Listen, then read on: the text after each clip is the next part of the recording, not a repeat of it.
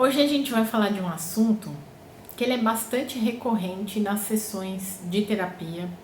As pessoas geralmente trazem essa situação, né, do ambiente de trabalho e da vida profissional, porque é no ambiente de trabalho que a gente se relaciona com diversas pessoas de diversos ambientes, movimentos diferentes, grau de sabedoria, de estudo, de qualificação profissional diferente, enfim.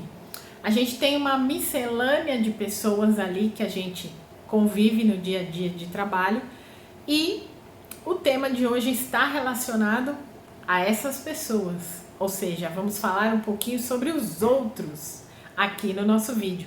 Mas antes de mais nada, eu preciso sugerir ou mesmo pedir que você deixe o seu like, que você se inscreva no canal, porque é o único meio da gente alcançar mais pessoas, da gente alcançar maior visibilidade, das pessoas se conectarem à nossa mensagem e que a gente possa, assim, dessa forma, auxiliar cada vez mais e mais pessoas a terem inteligência emocional dentro aí do seu ambiente profissional, tá certo? Minha imensa gratidão se você já é inscrito, se você já é inscrita e se você deixa o seu like quando a gente traz os vídeos novos aqui para o canal.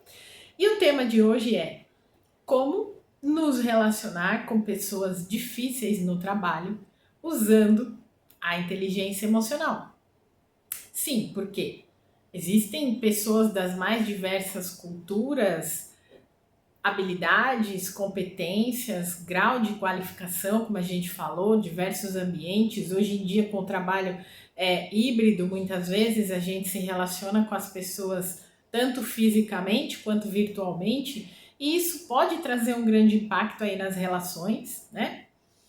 Mas antes da gente entrar no contexto em si dessa situação, eu tenho que te perguntar, como é que a gente classifica uma pessoa difícil? Porque eu posso ser uma pessoa difícil para você e vice-versa. Você pode ser uma pessoa difícil para mim. Dentro do meu ponto de vista, dentro da minha concepção do que é ser uma pessoa difícil. Ou seja, dentro da sua concepção do que é ser uma pessoa difícil. E antes de mais nada, a gente tem que contextualizar esse, entre aspas, difícil. Por que aquela pessoa se torna uma pessoa difícil no ambiente de trabalho? Aí você pode dizer para mim, Van, porque é uma pessoa fechada, sisuda, uma pessoa que não sorri no ambiente de trabalho. E eu sou uma pessoa expansiva, eu converso com todo mundo, eu dou bom dia desde quando eu chego lá no porteiro, na faxineira, em todas as pessoas que eu cruzo no elevador, às vezes nem é do meu trabalho, é de outras empresas aqui que tem no prédio, eu saio falando com todo mundo, eu saio puxando assunto. E aquela pessoa no trabalho, ela é difícil porque ela não fala. A gente chega ali no ambiente onde ela tá sempre com a cara assim, séria, ela usa um óculos assim, né? E às vezes ela põe o óculos para baixo para olhar pra gente. E quando ela fala pouco, ela fala baixo, eu não consigo entender o que aquela pessoa fala. Para mim, essa é uma pessoa difícil, você pode dizer. E aí, se a gente for perguntar para essa sua pessoa difícil, a pessoa difícil para ela pode ser você. Porque você fala, porque você se comunica, porque você é extrovertida, porque você dá risada, porque você conta casos, você conta histórias, você traz situações, você traz imaginação e criatividade para o ambiente de trabalho. Você é sempre aquela pessoa que traz um bolinho, que traz um docinho, que traz um chocolate para a turma, que está sempre agregando. E para você, ou melhor, para essa pessoa que você acha que é difícil, você é a pessoa difícil, porque ela está ali concentrada no trabalho dela, respondendo os e-mails, fazendo as planilhas, pensando em um monte de coisas que ela tem que fazer, e você chega no ambiente falando com todo mundo, fulano, ciclano, beltrano. Entende? Que essa questão de difícil é muitas vezes um ponto de vista que a gente coloca. Eu acho que eu já falei sobre isso aqui em outro vídeo, mas eu volto ao mesmo exemplo, porque é muito importante. Se eu mostro esse caderninho aqui para você, você vai dizer para mim que esse caderno é um caderno branco, não é? Aí eu vou dizer para você assim, não, de jeito nenhum, esse caderno é preto. Você fala assim, Van, tá louca? Bebeu?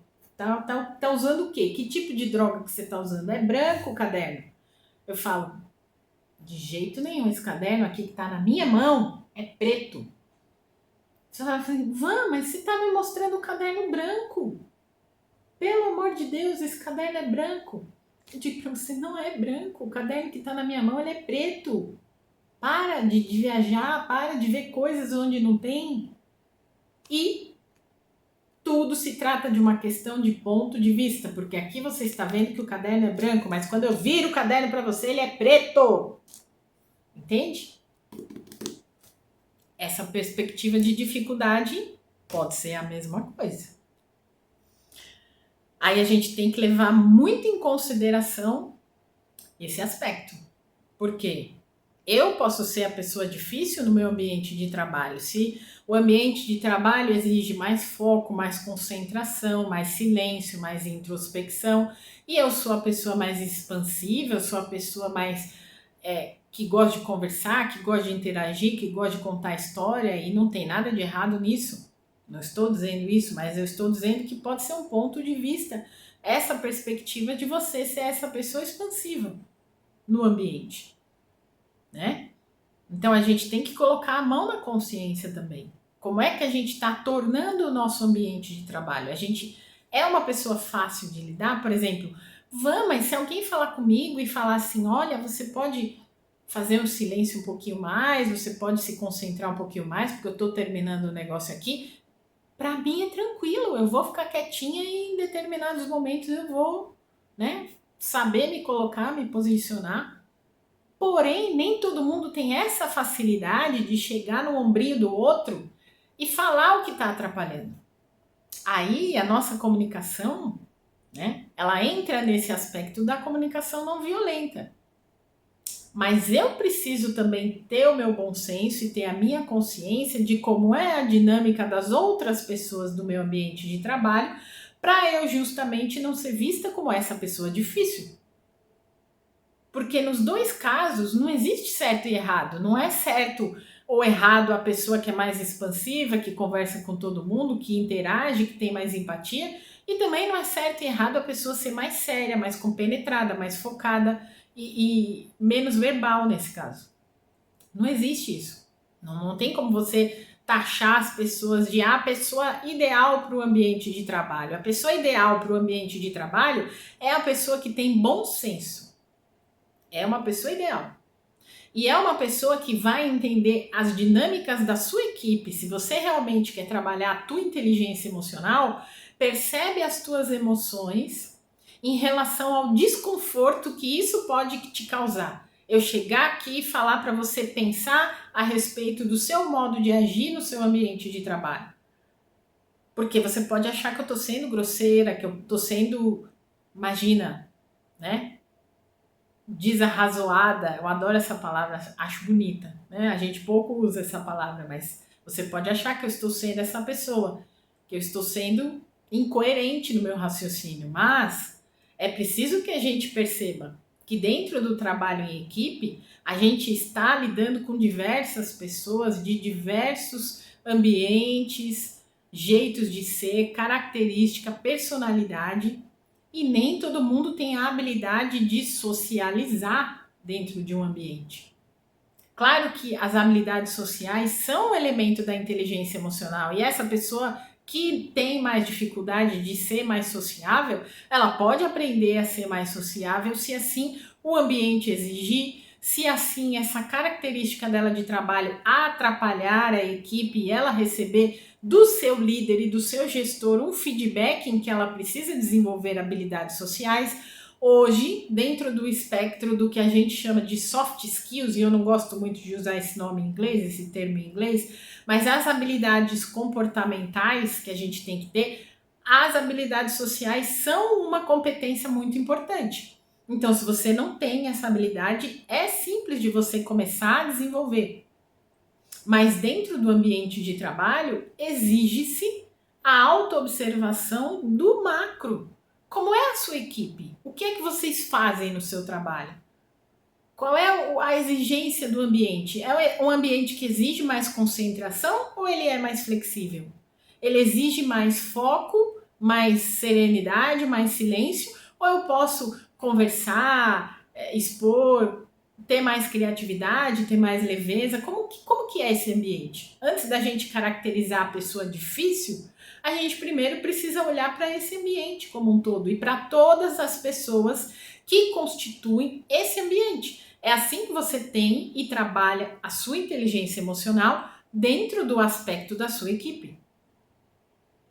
Porque vão existir diversas equipes de diversas formas, com vários elementos diferentes compondo aquela equipe. Entende? E é o líder, o gestor, que vai se colocar nessa posição de meio que advogado do diabo e entender as dinâmicas da sua equipe e levar segurança e tranquilidade para que todos esses elementos saibam que eles são importantes em cada lugar em que eles estão fluindo ali dentro do trabalho.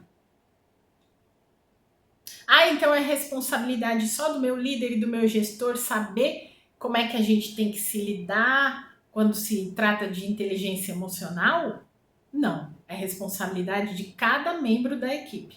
Cada pessoa dentro do ambiente de trabalho é responsável pela atmosfera gerada no ambiente de trabalho. E claro que se você é a pessoa mais fechada, mais introspectiva, mais sisuda, em alguns momentos você vai ter que flexibilizar essa tua característica e essa tua personalidade para falar o que precisa ser dito. Porque ninguém também tem uma bola de cristal, né, que vai abrir ali no meio do ambiente e vai conseguir identificar qual é a sua dificuldade, qual é a sua necessidade. Mas a gente trabalha a nossa própria inteligência emocional dentro desse aspecto do bom senso, de observar como é que a gente está fluindo dentro desse ambiente. Porque eu posso ser essa pessoa difícil pela minha característica e pela minha personalidade, a depender daquele ambiente em que eu estou flutuando naquele momento. Faz sentido? Me conta nos comentários se não faz sentido. Porque é uma coisa óbvia, né? Que a partir do momento que eu entendo e coloco as minhas emoções a meu favor dentro do ambiente de trabalho, eu não vou ter problema nenhum se alguém conversar comigo e me disser, me pontuar exatamente em quais características eu preciso melhorar aqui para que a nossa equipe seja totalmente favorecida. Se eu tenho a inteligência emocional, eu não vou levar aquilo que será dito para mim para o lado pessoal. Esse é um ponto. E que muitas vezes a gente esquece. Porque aí a gente está no ambiente de trabalho, se você está numa posição ali mais ou menos, né? Alguém vem falar alguma coisa, você fala, nossa, que pessoa grossa. E aí cabe você também fazer o teu exame de consciência e entender qual é essa perspectiva que faz você ser tão inflexível. Aí você entra na reflexão se você não está sofrendo da síndrome da Gabriela. As pessoas da minha idade, de 48 anos acima, vão saber o que é a síndrome da Gabriela. As pessoas mais jovenzinhas talvez não saibam. Gabriela era uma novela de época, né, baseada no livro do Jorge Amado, que passou já 2 vezes na televisão.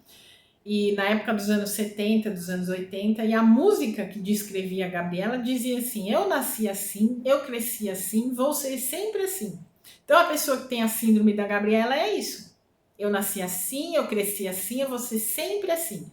Então é aquela pessoa inflexível, é aquela pessoa que não muda por nada, é aquela pessoa que não tem a capacidade de adaptação. Ela acha que as outras pessoas é que tem que se adaptar a ela, não o contrário. E aí, essas pessoas é que podem ser as pessoas mais difíceis dentro de um ambiente de trabalho. Mais até do que aquelas que quase não falam. A não ser que elas também estejam nessa posição da síndrome da Gabriela. E de os incomodados que se mudem, né? Se eu estou construindo um ambiente de trabalho, eu tenho que pensar nesse sentido, de como eu posso colaborar, de como eu posso incentivar a harmonia no ambiente de trabalho. E começa por mim, né? Para que eu tenha consciência de que eu sou um elemento ativo nesse movimento. E que embora eu esteja lidando com várias pessoas diferentes, se eu busco uma harmonia, essa harmonia tem que começar de mim. E essa harmonia começa de mim quando eu entendo que o equilíbrio daquele ambiente às vezes exige que eu seja mais contida ou não muito efusiva em alguns momentos, porque exige mais concentração, exige mais foco, exige mais determinação. Ai, Ivan, então eu tenho que ser a chata, aquela séria que entra muda e sai calada. Eu não disse isso. Eu não disse isso. E se precisar, assista o vídeo novamente para você entender sobre o ponto de vista que nós estamos falando aqui.